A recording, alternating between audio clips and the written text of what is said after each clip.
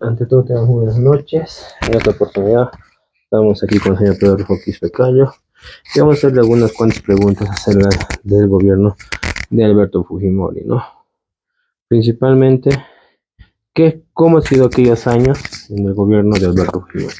La primera pregunta es, sí, ¿cuáles considera que fueron los principales eh, problemas económicos, políticos y sociales que se vivieron en el gobierno de Alberto Fujimori en Perú? Económico, pues no ha habido, sino que el problema ha sido en tiempo de Alan García ha sido eso. O sea que cuando él ha entrado después de Alan García, él ha estabilizado así económicamente, ¿no? Claro que ha habido una sola en el primer día de su gubernatura, más o menos como 100.000% más o menos, en la suba. Y entonces, desde ese punto de vista, estableció todas las cosas que, digamos, los artículos de primera necesidad, combustible, todo es cosa estable ha sido. No ha habido mucha suba. Ha habido suba, pero 10 centavos, así nomás, y casi no se sentía en esas épocas. Ya. Otra pregunta, señor Pedro. ¿De qué medidas se implementaron para combatir la inflación, ¿no? Durante el gobierno de Fujimori? Porque fueron efectivas o no fueron efectivas, ¿no?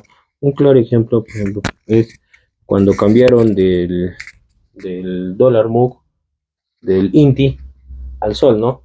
Ahí fue donde hubo una implementación para que pueda bajar la inflación.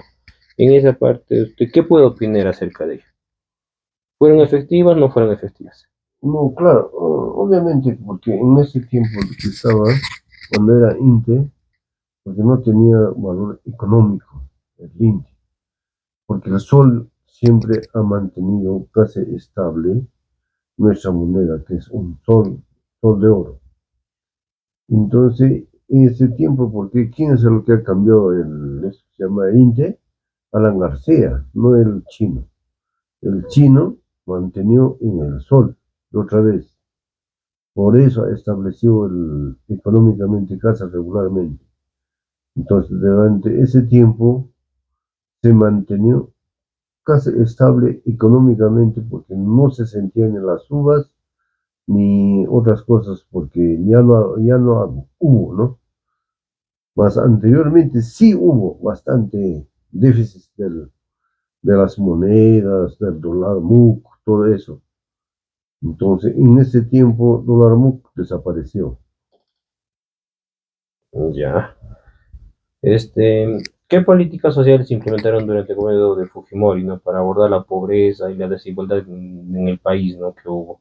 ¿Se recuerda usted alguna política social que utilizaron? No tanto la política, sino que acá han utilizado estabilidad de trabajo. ¿Por qué? Porque ha habido obras. Entonces, mayor parte, digamos, las personas estaban ocupadas dentro de ese trabajo. Por eso no se sentía casi déficit. Todos trabajaban, pero aunque poco ganábamos, pero alcanzaba ese dinero. Entonces, en cambio ahora pagan bien, pero la suba es muy caro, entonces ya no alcanza. Así es. Uno de los políticos sociales fue el que implementó el chino, fue el programa Vaso de Leche. ¿Les aportaron socialmente a la economía? No tanto, ese ha sido de Alan García, sino que lo que ha sido es el trabajemos juntos. Ese ha sido Del chino, del chin. de Fujimori. Ajá. Ah, ya, la cuarta pregunta. ¿Qué opina de las medidas que se utilizaron en el gobierno de Fujimori para combatir los grupos terroristas como el Movimiento Revolucionario Tupac Amaru y Sendero Luminoso? Bueno, ese ya es otro campo, claro, que ha habido un poco ¿de qué te digo? De conversación, yo qué sé, ¿no? Un diálogo de repente con esos partidos, entonces casi no hubo más el terrorismo. No referente a eso, todo el terrorismo empezó a frenar, ¿no? casi no hubo mucho en la época del futbolista. ¿Usted se recuerda del operativo armado Chavín de Huántar?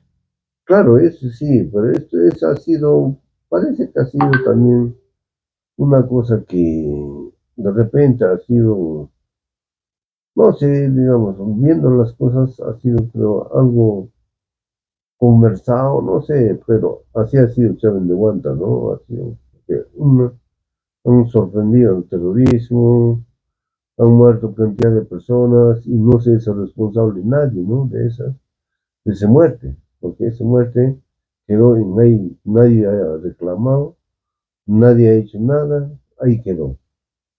Ay. Durante el gobierno de Fujimori se realizaron campañas de control demográfico. Uno de ellos fue la esterilización de miles de mujeres, sobre todo las campesinas indígenas.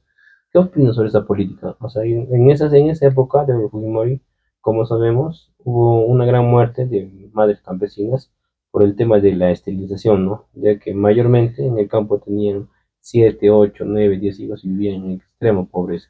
¿Qué puedo opinar sobre eso? Para mí, a mi parecer estaba bien, solo que hay veces tomamos de otra manera. ¿Por qué? Porque dentro de eso también ha habido de repente no abundancia de personas, sino más bien ha bajado de tener hijos, se dieron cuenta, o si no, en otras partes estaba bien, como ha esterilizado como varón y como mujer en época del chino. Porque en otros países siempre hay veces se ve, hay casos que, digamos, ponen leyes que hay que no deben tener más de cuatro, más de tres o más de dos, ¿no? En países desarrollados. Porque acá en el Perú no miren, o sea que no toman esas medidas. Así es, ¿no? ¿Conoces las medidas que tomaron durante el gobierno de Fujimori para controlar la prensa y cuáles fueron la repercusión en la libertad de expresión? Principalmente nos basamos, ¿no?, en los sobornos que ha habido a los dueños de los canales televisivos, utilizaron las prensas nacionalistas, mayormente llamados la prensa chicha, ¿no?, de aquellos años, y compra de líneas editoriales con fondo del Estado, ¿no? ¿Qué opinas sobre esos aspectos que utilizó Fujimori para poder callar, ¿no? Y tener para no contar la libertad de expresión. Claro, obviamente hasta ahora sigue ese mismo caso, siempre compran con el dinero. ¿Por qué crees que ahora también? Porque en este gubernamental del este que se llama, del DINA, ¿por qué tapan la boca? ¿Por qué? Porque compran con el dinero, todo periodismo. Siempre ha sido eso ya no es novedad. Todo profesional se hace comprar en ese aspecto, periodismo, ¿no? Porque no hizo la misma cosa que ahora también, igual también hace 10 años. Ya. ¿Cuáles fueron los eventos que llevaron a la caída del gobierno de Fujimori en los años 2000 y qué consecuencias tuvo para el país, ¿no? Cuando hablamos de la caída del gobierno de 2000, digamos de los Vladivideos, de la reelección del año 2000, la renuncia de Fujimori vía fax, ¿qué opinas sobre eso, no? Bueno, referente a eso, de repente ha sido un fraude dentro de su partido, qué sé yo, de repente, alguna otra manera, ha habido de repente la mano negra en su misma política, por eso el chino ha caído, ¿no? Por lo que estaba bien, de ahí ya empezaron a buscarlo y después ya lo han mandado a prisión. Porque nadie podemos decir que, digamos, ha sido así por así, sino que ha habido cosas también, porque siempre hay veces corre con la política, diferentes políticas entre ellos empiezan de sabotearse. Ya. Gracias, señor Pedro, por la pequeña entrevista que se puede hacer. Solamente hay terminar. Principalmente el Congreso en los años declaró la vacancia, ¿no?, por incapacidad moral de Alberto Fujimori. Adicional a eso, tuvo un gobierno transitorio, que recordamos a Valentín Paniagua, que al fin restableció el orden democrático. Y fue el inicio del proceso judicial en el que culminaron con la condena de Fujimori por violaciones de derechos humanos y corrupción.